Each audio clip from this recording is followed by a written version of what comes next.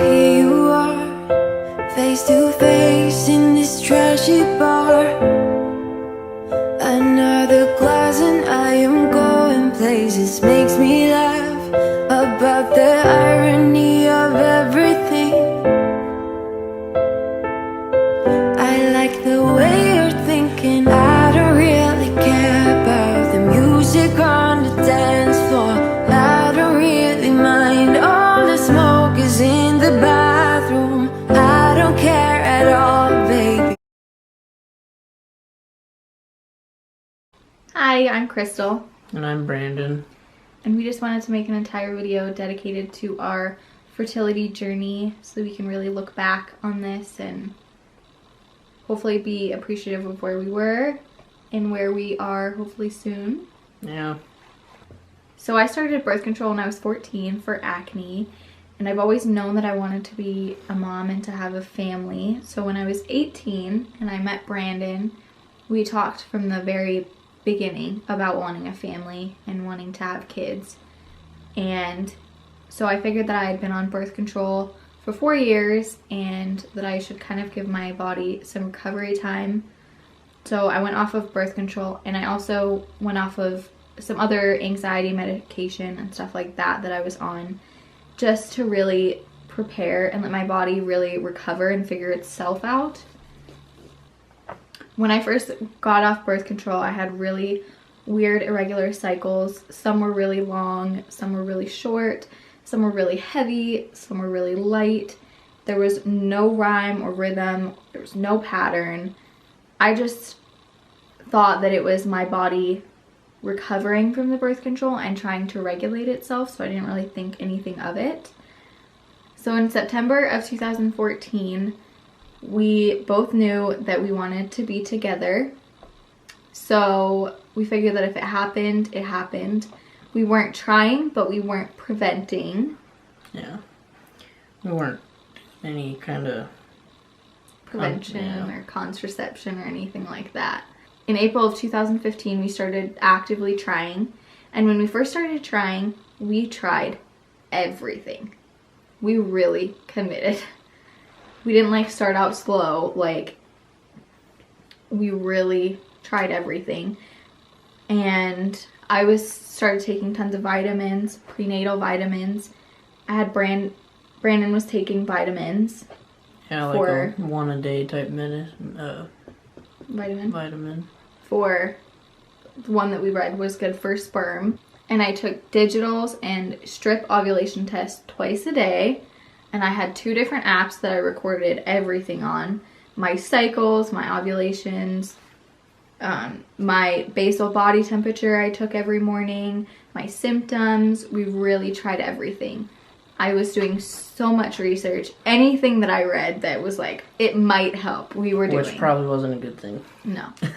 We really tried everything that you could think of, and I could go on and on about everything that we've tried. But I kept getting really confusing results.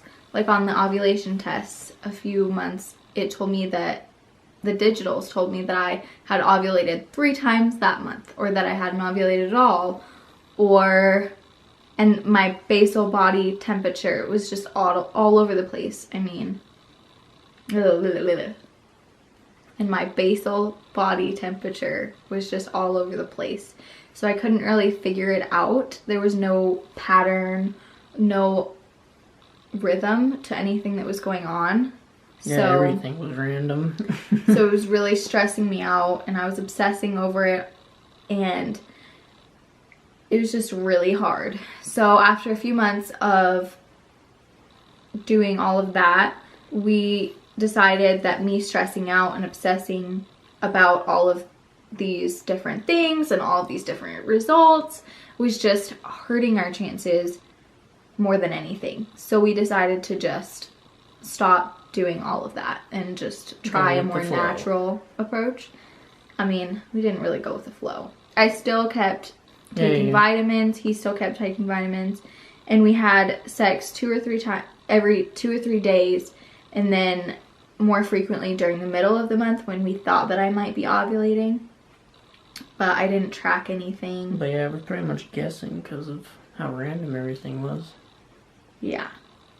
well, we figured that if we did it often enough that we were bound to hit an ovulation. Yeah. So in September, I didn't get my period, and at this point, my periods were still irregular, but they were within 10 days of how long the last one was. So if it was like 30 days, then it would be between 30 and 40. Still was completely random, still heavy or light. It was still really weird.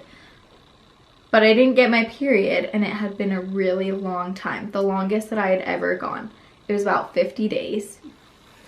And I was having a lot of pregnancy symptoms, and I just knew that I was pregnant. I just had this feeling. And so I took a pregnancy test, and it was a faint positive. So we decided to wait a few days and take another one, and it was negative. And we took a lot of pregnancy tests. We probably spent $50 on pregnancy tests, and they were all negative. But I really didn't believe it. I was like, no, I am. Yeah, you thought the pregnancy test was being funky. Yeah, I just knew that I was pregnant. And so I went in to the doctor and demanded basically a blood test. And it came back negative as well. And so what they thought happened was that I had a chemical pregnancy. And that was the turning point for me. That's when I really knew that we needed help and we needed to know what was going on. So we called the fertility specialist, and we got in October. Basically, the moment that I was done explaining everything, she said that she thought that I had PCOS. And she explained to us that to be diagnosed with PCOS, you need to have 2 out of 3 factors. And the first one's symptoms, ultrasound, and then blood work. And I already had a lot of the symptoms. So we had an ultrasound done that day. And thankfully, that came back really good. She said that there was no cysts that were too concerning, but she also said that birth control is a treatment for PCOS, and so that could have prevented me for, 4 years from having any effects from it or from forming any concerning cysts. So she did order the blood work to confirm, and that did come back positive that I did have PCOS. And that was really hard for us, but it made a lot of sense, and it was kind of just the moment where everything clicked, I think. Yeah, at least we knew what was going on. And it made sense with so much of what had been going on my entire life. So that just made a lot of sense, and it was really good to know what was finally going on. Yeah, it was good to know, finally. And to know that it was something treatable. And so the doctor made a plan that day to treat us and with fertility medicine and that kind of stuff. And so she ordered some more blood work from me, and she also ordered testing for Brandon to make sure that we were not dealing with both male and female infertility. And he came back with flying colors. My swimmers are healthy. They told him that you needed 20 million and he had 90 million. So we definitely weren't dealing with any issues on his part. Yeah. So that was really reassuring though, just knowing that we weren't dealing with both. And also he had a surgery. Yeah, when I was like 21, I think is when I had it. No. 20 I or... was with you. How old was I? I think you were 20. You were 20. Oh, I think I was 20. It was a hydrocele on my right testicle, but they said it wouldn't affect me having kids later in life, so... They said that, but it was always in the back of my mind. Like, what if that might have something to do with this? Or what if that's another thing that we're going to have to deal with in addition to my problems? But then my blood work came back, and they told me that I was not rubella immune. So either I had never had the rubella vaccine when I was a kid, or it didn't wore take off or something. Yeah. So that was really frustrating. Yeah. Another thing we gotta do. Yeah. And I mean, it was just so angering because who has rubella? Who gets rubella? No one. I mean, that shouldn't even matter. Could be that one chance or that one case. I guess that's what they were thinking, but they refused to treat me unless I got the rubella vaccine. And the thing with the rubella vaccine is you have to do it while you're on your period so that you know that you're not pregnant and affecting that pregnancy.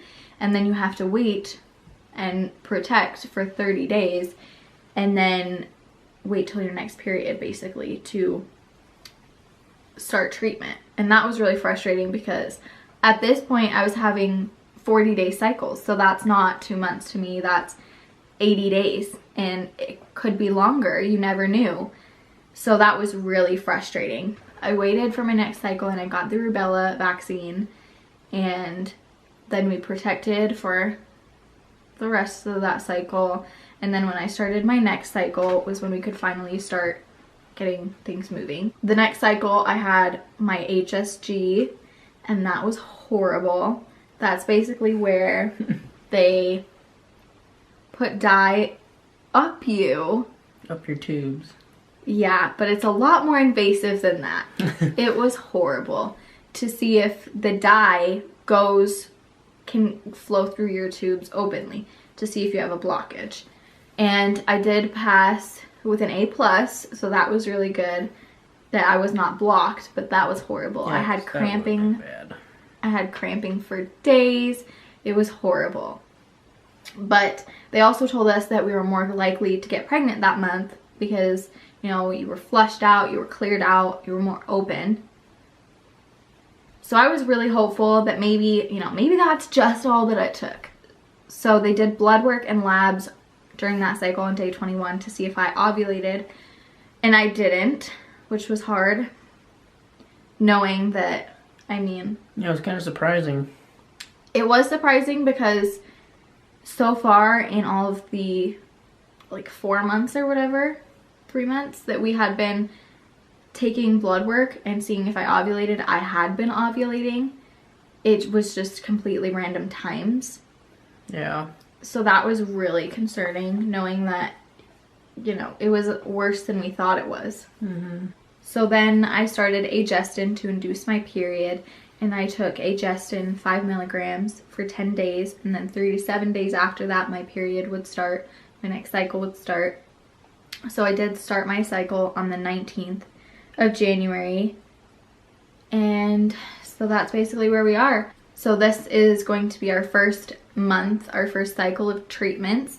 They are starting with a less aggressive approach for this month because I am only 20 and they don't want to go in with harsh medicine if this will work. So this month we are just going to be doing Femara, and we are doing Femara days 3 through 7, 5 milligrams. And so I'm on my 3rd day of Femara, and we're not going to be doing any ultrasounds or any shots or anything like that this month. And then on day 21, I'm going to get my labs done. And if I didn't ovulate, then they are going to induce my period again, and we're going to start with a more aggressive approach. They're going to be doing Femara and ultrasounds and shots and everything. But if I did ovulate, then we wait for a period or a positive pregnancy test, and then we'll try the less aggressive approach again next month.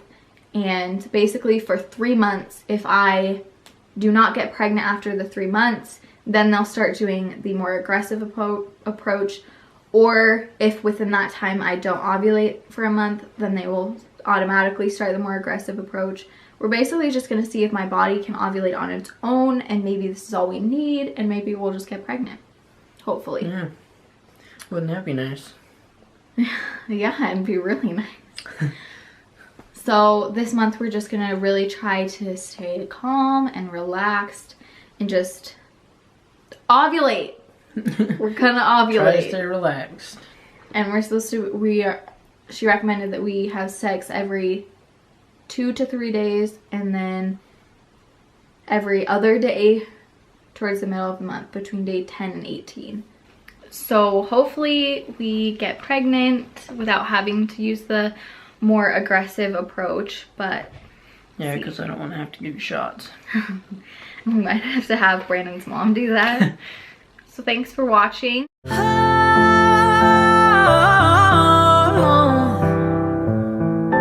Everything is so roses.